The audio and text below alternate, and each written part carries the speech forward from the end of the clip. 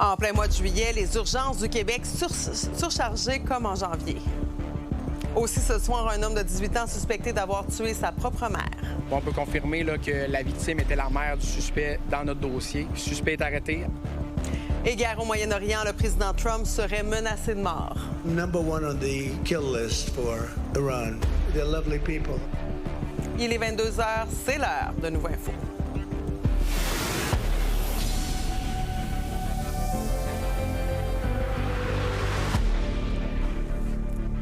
Bonne fin de soirée tout le monde. On est le 10 juillet, mais quand on regarde les taux d'occupation dans les urgences du Québec, on a plutôt l'impression d'être le 10 janvier. Dans la grande région de Montréal, on frôle les 200 % de taux d'occupation. Les hôpitaux de Rimouski, Saint-Jérôme et Gatineau sont aussi dans le rouge. Ma collègue Juliette Poirot a tenté de comprendre pourquoi. Les hôpitaux de partout au Québec débordent. Ici, à Montréal, certains établissements affichent des taux d'occupation de 150 % à plus de 200 %. Pour vous donner quelques exemples, l'hôpital général juif affiche aujourd'hui un taux de 230 %, l'hôpital Royal Victoria 209 %, l'hôpital général de Montréal 152 %, au CHUM 129 %. On a déjà vu des débordements, surtout dans les périodes hivernales après les fêtes, mais à cette période-ci, c'est quand même inhabituel. Même la ligne Info Santé est débordée. Certaines personnes rapportent attendre plus de 2 heures avant de parler à quelqu'un. On a l'impression de se répéter, mais vraiment, l'urgence est le symptôme des failles du réseau. Parce que l'urgence, elle est faite pour gérer les urgences vitales. Le danger est que des patients aient des problèmes de santé sérieux, puis ils disent « je vais pas déranger l'urgence, je vais attendre trop longtemps », puis ils ne viennent pas alors qu'ils font peut-être un infarctus silencieux, alors qu'ils ont peut-être d'autres problèmes de santé majeurs qui ont besoin d'être adressés. Il est difficile d'expliquer précisément les raisons de ce fort achalandage dans les urgences du Québec. C'est difficile de mettre le doigt sur un élément. Il y a probablement un ensemble de circonstances qui se sont accumulées, là, notamment la saison estivale qui est toujours difficile pour les horaires du personnel de la santé. Donc on sait dans les hôpitaux déjà qui sont à d'effectifs minimaux.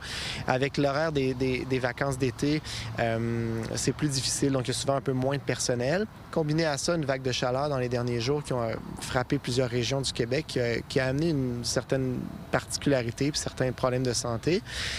Et associé à ça, on a aussi des virus, des gens qui vont nous dire aussi qu'ils ont de la difficulté à aller voir leur médecin de famille ou accéder à des services de soins de première ligne. Donc, tout ça combiné ensemble ont probablement contribué à voir l'augmentation des derniers jours. Et même si les taux d'occupation tendent à s'améliorer aujourd'hui partout sur le réseau, eh bien, la situation dans les urgences du Québec ne fait qu'empirer. Si on veut voir un jour des taux d'occupation diminuer, eh bien, ça passe par un meilleur accès aux soins de première ligne.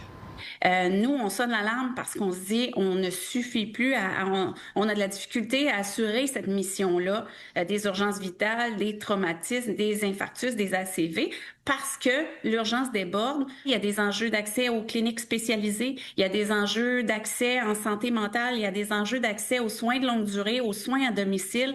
C'est beaucoup de sphères du réseau de la santé. Nos équipes doivent prendre en charge les patients, peu importe la gravité de problème de santé. Ce qu'on veut, en fait, c'est d'amener le patient à la bonne ressource, au bon endroit, puis avec le bon personnel de la santé. Si vous n'êtes pas certain que votre problème de santé nécessite d'aller aux urgences, eh bien, la meilleure façon de le savoir, c'est de contacter le 811. À Montréal, Juliette Poirot pour Nouveau Info. Un jeune homme de 18 ans fait face à de très graves accusations ce soir. À Sherbrooke, il aurait tué sa mère de 41 ans hier soir lors d'une dispute. Une jeune fille mineure a aussi été blessée. Les détails avec Marc-Antoine Mailloux. Le suspect est arrêté, amené au poste de police, comme on vous disait tout à l'heure. Il s'agit de Ramesh Ataï, âgé de 18 ans. Il a comparu vendredi après-midi. Il est accusé de meurtre au 2e degré et devra retourner devant les tribunaux lundi. Il aurait tué sa mère et blessé une jeune fille mineure à l'aide d'un objet contondant. C'est vers 21 h qu'un résident de la rue de la Laiterie a appelé le service de police de Sherbrooke après avoir entendu une dispute chez ses voisins. Rapidement, les patrouilleurs se sont rendus sur place. À leur arrivée sur les lieux, les policiers ont découvert une femme gravement blessée. Elle a été transportée rapidement à l'hôpital où son décès a été constaté sur place. Par la suite, les policiers ont procédé à l'arrestation du jeune homme de 18 ans. La jeune fille, quant à elle, est saine et sauve et a des blessures sûr mineur. J'ai pas d'informations à savoir si elle est sortie de l'hôpital ou non, mais à ce niveau-là, là, c'est vraiment l'accusation principale d'un meurtre qui va être déposée aujourd'hui. Et est-ce que c'est un quartier qui est réputé pour avoir des interventions policières? C'est pas un quartier qui est connu des milieux policiers de notre service, en tout cas, ni l'adresse où on s'est présenté hier soir. Donc, c'est pas des individus qui sont connus de notre service. Et c'est le premier meurtre cette année à Sherbrooke? Oui, c'est le premier meurtre sur notre territoire, à survenir sur le territoire de la ville de Sherbrooke là, cette année. Qu'est-ce qu'on veut dire à la population? Bien, dans le fond, il n'y a plus à craindre la sécurité. Le suspect était le seul suspect dans l'histoire, donc la population n'a pas à craindre. L'histoire est terminée à ce niveau-là. Là. Encore vendredi matin, des patrouilleurs, des enquêteurs et des techniciens en identité judiciaire du service de police de Sherbrooke étaient sur place pour sécuriser la scène de crime et débuter l'enquête pour mieux comprendre ce qui s'est réellement passé. À Sherbrooke, Marc-Antoine Mailloux pour Nouveau Info. Par ailleurs, on a évité le pire plus tôt cet avant-midi à Brossard. Une conductrice a foncé dans une garderie. Ça s'est passé au CPE au pied de l'échelle, situé sur le boulevard de Rome. Bon, heureusement, aucun enfant n'a été blessé, personne en fait. 2 fenêtres ont été fracassées et la structure du bâtiment a été renfoncée. La conductrice, une femme d'une 60aine d'années, a percuté le bâtiment de manière accidentelle, selon la police. Le week-end s'annonce beau et chaud. Vous serez nombreux donc à en profiter. Mais sachez qu'une interdiction de faire des feux à ciel ouvert est toujours en vigueur au nord du fleuve Saint-Laurent, donc dans plusieurs régions. C'est en raison des nombreux incendies de forêt qui font rage partout au Québec. Ce matin, on recensait 194 brasiers actifs, dont 6 toujours non maîtrisés. Et c'est particulièrement le nord de la province qui est touché. La forêt boréale trône dans le nord du Québec, donc une végétation qui est très dense et qui est composée de conifères. Et les conifères sont réputés pour être particulièrement inflammables. Donc, aussitôt qu'on a une flamme, elle peut se propager rapidement. Aussi, dans le nord du Québec, la majorité des feux sont déclenchés par la foudre. Et comme c'est une région qui est peu peuplée, bien, ça peut prendre un certain temps avant que l'incendie soit rapporté, donc plus de temps avant que les secours s'y rendent. Il n'y a pas que chez nous que ça brûle. Un important feu de forêt fait aussi rage en Espagne. Au moins 12 personnes ont perdu la vie là-bas en raison d'incendies. 23 personnes manquent également à l'appel. Le brasier a été déclenché après la rupture d'un câble électrique dans le sud du pays. Il progresse très rapidement et les pompiers tentent toujours de le maîtriser.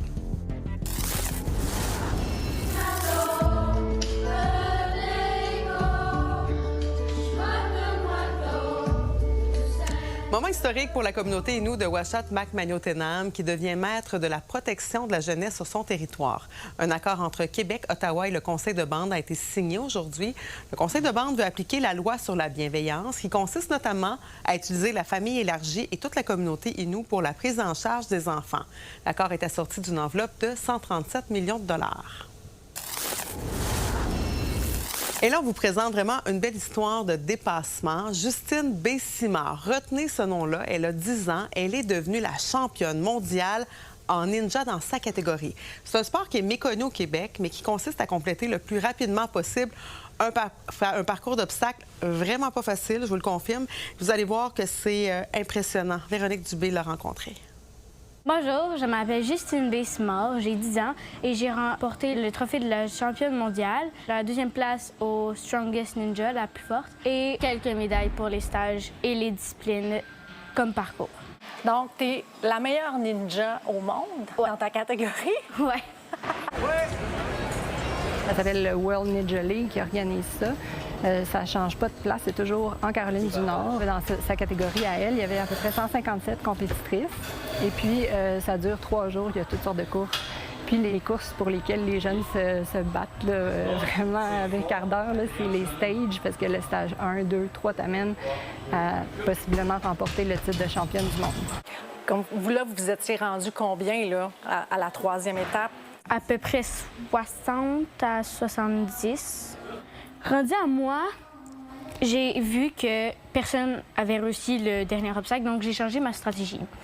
J'ai dit, je prends mon temps pour réussir, parce que je me disais que le dernier obstacle, je l'avais pratiqué, puis que si je me faisais confiance, je l'avais. Dans mon dernier obstacle, ma tête voulait tenir, mais mes mains étaient comme ça, genre je voulais pas lâcher. C'est extraordinaire de faire ça parce que, je te l'ai dit, je suis benjamine, fait que je m'attendais pas à ça. Puis là, quand j'ai buzzé, j'étais extrêmement contente. Là, c'était le plus beau rêve de ma vie en ninja. J'étais... En compé, je sais que même si on fait des trucs en cours, qu'elle a peur ou que quoi que ce soit, je sais qu'en compé, j'ai aucun doute que je sais qu'elle va le vouloir au max puis elle choquera jamais, comme on dit. Je pense qu'elle, sa force, c'est vraiment dans le mental. Le Ninja, c'est le prolongement du parc. Donc, une fois qu'on allait chez mes parents à Granby, on est passé devant un centre. Fait que là, on est entré, puis là, elle était comme dans un petit poisson dans l'eau, là. Des fois, les gens, on embarque dans un sport et on dit « faut gagner, il faut gagner ». Toi, est-ce que c'est ça ta philosophie? Non. Moi, c'est tu t'amuses, tu fais ton 100 %, puis tant que tu t'amuses, vas-y. Et je m'en vais en Irlande. Pour un autre type de compétition, c'est un peu des courses à obstacles extérieurs, puis après, c'est la Barbade. Ça, c'est le fun parce que c'est comme à la télé avec des bassins d'eau. Il peut y avoir de la boue s'il n'y a plus. OK. Fait que ça va être vraiment amusant. Bien, on va te souhaiter bonne chance. Merci. À Montréal, Véronique Dubé pour Nouveau Info. Selon le renseignement israélien, Téhéran serait en train de préparer un plan pour assassiner le président Donald Trump. Les détails après la pause.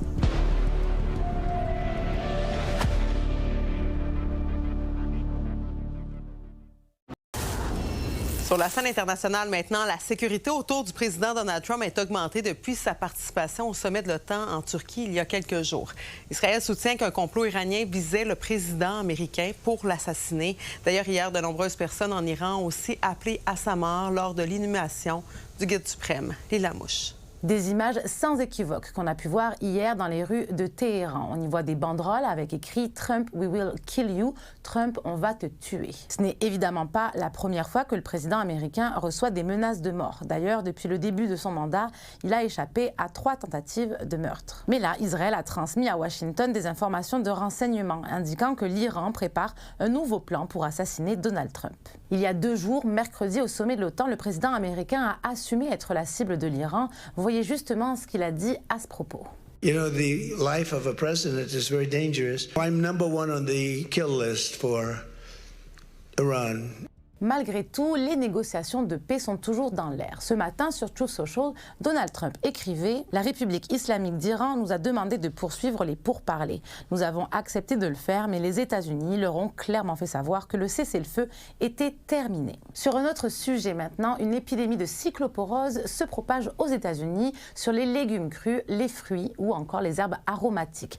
Le Michigan est le plus touché, 1500 cas en une semaine. Ce n'est pas mortel, mais les symptômes sont assez importants, notamment une diarrhée liquide et fréquente qui peut durer un peu plus d'1 mois. Alors, est-ce qu'il y a un risque au Québec? J'en discute avec une épidémiologiste. Ça peut se propager un peu plus loin, étant donné que la transmission du cyclospora se fait via des aliments contaminés, en général des fruits ou des légumes. Mais on parle surtout d'aliments crus qui vont être le plus propices à propager la contamination. En moyenne, il y a à peu près 230 cas par année au Canada, une dizaine de cas par année au Québec. Les enquêtes sont en cours, les enquêtes épidémiologiques sont en cours. Je suis certaine que d'ici quelques temps, on va arriver à mettre le doigt sur le bobo.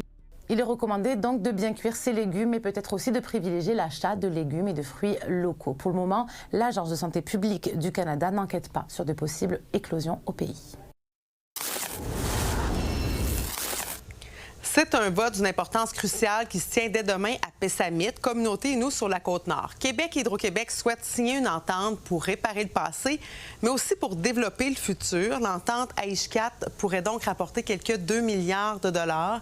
Un référendum se tient dès demain auprès des 4000 membres qui habitent Pessamit ou qui vivent à l'extérieur, dont certains qui pensent qu'il faut reporter le processus. Et ce soir, on s'entretient avec l'une d'entre eux, Natacha Canapé-Fontaine, poétesse Innu et militante. Bonsoir, Madame Canapé-Fontaine. Bonsoir, madame, merci de me recevoir. Il y a 13 centrales hydroélectriques chez vous, 16 barrages sur votre territoire. Pour nous aider à comprendre, ça a été quoi les impacts de ce développement-là énergétique chez vous? Depuis au moins 75 ans, en fait, donc on a vu la destruction et l'inondation de nos terres ancestrales, donc nos familles fréquentes depuis de nombreuses centaines d'années. C'est une énorme blessure pour le peuple Innu de Pessamit, plus la création d'autres barrages. Il y avait plus de destruction, de changements dans l'environnement et surtout de la culture et de la langue. Oui. Hydro-Québec qui veut d'ailleurs doubler sa production d'énergie d'ici 2050. C'est pas un secret. On a besoin de nouvelles infrastructures ou de nouveaux projets. Mais qu'est-ce qui vous préoccupe à l'heure où on se parle? C'est surtout à partir du moment où on a pu recevoir l'entente en main, donc un document de 42 pages qui a été négocié entre le Conseil de vente de Pessamit, Hydro-Québec et le gouvernement du Québec. Le projet a été déjà annoncé la semaine dernière seulement et on nous annonce qu'il y aura un référendum au moins environ 10 jours plus tard. Donc c'est très peu de temps pour toute une communauté de plus de 4000 membres de se décider à voter oui ou non pour la signature d'une entente dont on connaît très peu les détails. En fait, même le Conseil ne voulait pas vraiment la rendre disponible publiquement. Et dès qu'on a pu la recevoir, donc on a vu avec stupéfaction que les dédommagements que nous recevrions pour les dommages du passé viennent en réalité avec des conditions. Donc, par exemple, mettre fin à toutes les relations litigieuses que colle la communauté avec Hydro-Québec et Québec, dont le retrait de la part d'un recours judiciaire concernant un barrage, le Pessamit 1. Mais aussi, c'est à condition que le Conseil, s'il y a une opposition de la part des membres par rapport à un projet futur d'Hydro-Québec, le Conseil s'engage en fait à régler tout différend et conflit avec la communauté pour pouvoir en fait toujours promouvoir les projets futurs. Et donc, pour moi, c'est déjà une forme de violation du droit à l'autodétermination d'un citoyen de Pessamit, mais aussi le droit à avoir son mot à dire sur quel impact est-ce que les projets futurs auront sur le territoire. Parce que c'est une entente, bien sûr, qui devrait durer donc une cinquantaine d'années, peut-être plus. Il y a plusieurs barrages chez vous. Une petite question en terminant. Est-ce que vous êtes bien desservi par Hydro-Québec à l'heure actuelle? À l'heure actuelle, je peux souvent avoir des témoignages de coupures assez régulières, de panne de courant assez régulières sur le territoire de la communauté. Je trouve que c'est pas vraiment normal, en fait, quand on sait que dans les villes environnantes, il n'y a pas vraiment de problématiques comme ça. Mais il y a quelques années, on avait vu aussi, dès qu'il y avait ouverture d'un barrage pour contrôler le niveau d'eau. Il y a eu destruction d'un village, d'une compagnie de villégiature qui était faite pour remettre la culture ancestrale sur la carte puis pouvoir l'enseigner aux Inuits Pessamit. Ce que je comprends, c'est qu'il vous faudrait peut-être un petit peu plus de temps pour bien comprendre ce qu'il y en est puis de négocier peut-être de façon plus transparente. Tinashe Kemeten, Mme Natasha Canapé-Fontaine, merci beaucoup. Merci.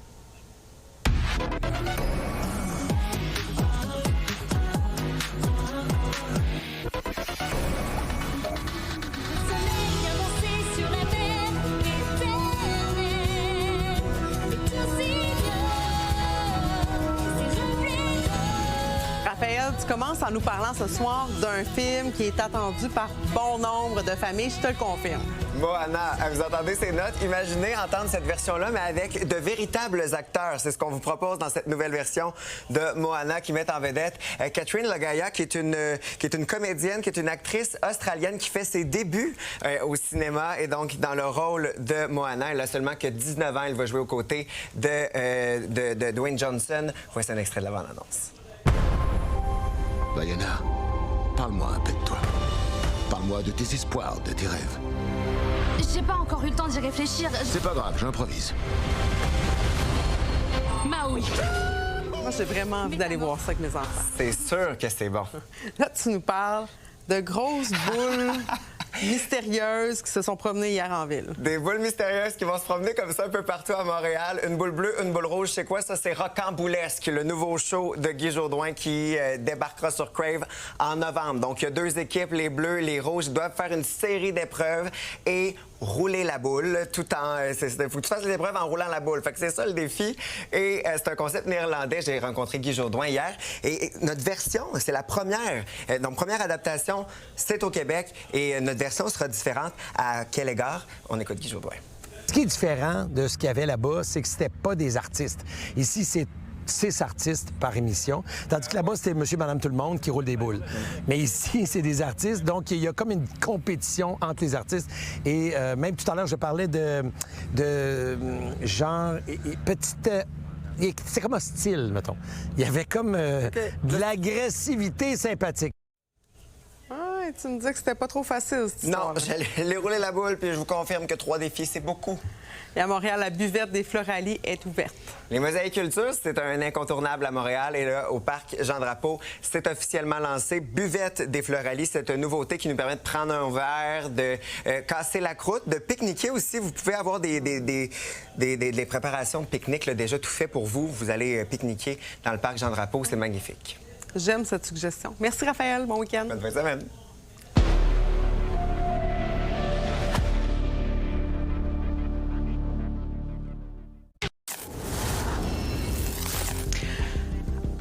Les déplacements seront plus compliqués dans le Grand Montréal en fin de semaine. Des travaux d'asphaltage vont forcer la fermeture d'une partie de l'autoroute métropolitaine en direction est. On parle du tronçon situé entre l'échangeur de la Côte-de-Liesse et l'autoroute 15.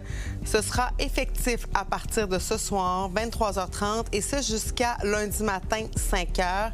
D'ailleurs, les automobilistes sont invités à limiter leurs déplacements ou à les planifier d'avance. Bien sûr, vous aurez peut-être envie de venir faire un tour dans le Grand Montréal en fin de semaine. Ça vaut aussi pour vous. Prenez le temps de bien planifier vos déplacements et optez pour le transport en commun.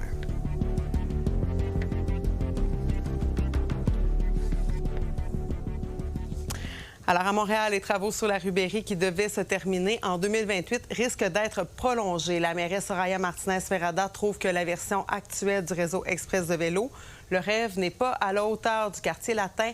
Elle veut donc une révision complète du projet de voie cyclable, même si le chantier est déjà commencé. Éliott Tremblay. Depuis le mois de janvier de cette année, la rue Berry ressemble à ça. Puis elle va continuer de ressembler à ça jusqu'en 2028. Du moins, c'est ce qui était prévu. Mais là, ça pourrait changer parce que la mairesse actuelle, Soraya Martinez-Ferrada, remet le projet en question. L'ancienne administration avait travaillé sur un projet sur la rue Berry qui, aujourd'hui, peut vous sembler un bon projet. C'était pas un bon projet. C'était pas un projet à la hauteur de ce que la rue Berry est pour l'entrée du quartier latin, l'entrée du village. Dans sa forme actuelle, le projet de la réfection de la rue Berry est évalué à 65 millions de dollars. Les travaux sont menés de concert avec la STM. Sans trop entrer dans les détails, la membrane d'étanchéité du métro devait être refaite, puis on s'est dit, tant qu'à y être, on va refaire la rue Berry au-dessus. Résultat, Berry est en chantier entre Sainte-Catherine et Ontario, ce qui cause plusieurs entraves à la circulation, notamment pour les piétons, les automobilistes et les cyclistes. C'est bien dérangeant, les travaux? Quand même, ouais. Puis c'est un peu plus moins sécure dans les autres rues là-bas. Fait que, ouais, non. Ce serait nice si ça serait réparé bientôt, ouais. C'est d'ailleurs une des raisons principales du nouvel aménagement, la sécurité.